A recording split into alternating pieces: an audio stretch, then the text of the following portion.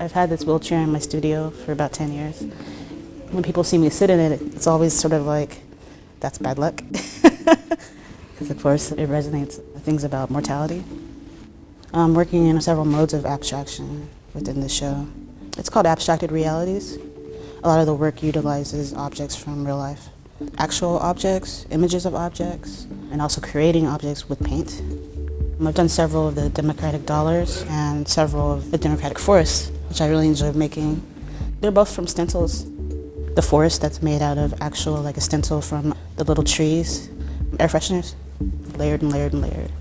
It just keeps on going and going for days and days, weeks and weeks. I was trained as a photographer. I have an extensive archive of photographs. So I have a pile in my studio that I just keep pulling from. Whenever it looks right, fits right, that's where it goes. That one took a long time. That painting was on my wall for about 8 months before I found the shoe. The first part of it was a wash, that tan color, and then the triangle. There's a lot of scraping, a lot of adding of paint, a lot of taking away of paint, and she was tipping on the edge. I like to capture the history of a space, of a particular object. My fan broke in my bathroom, and the super came over finally, and he threw it away, and I was like, wait a minute, this matches.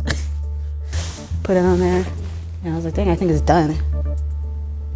My baby cousin's at my place. You know, they're playing around with paint and stuff, and one of the older ones, Carrington, had written like wild on one of my boxes that hold my paint, and found some wood that's actually sort of is diseased.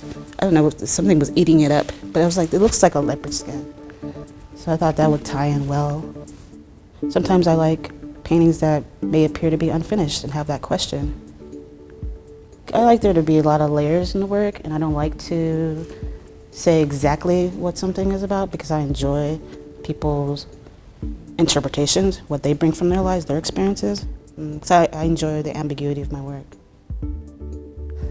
It's been embarrassing because Sandra called me and I thought she was asking me to like submit an application for the prize. So I was expecting to put together supporting materials. The following day I received an email that says congratulations. And I was like, what? This is so confusing. That's cool, it's an honor actually. To be selected is always an honor, and to be selected amongst other great artists working now is thrilling. I feel amazing.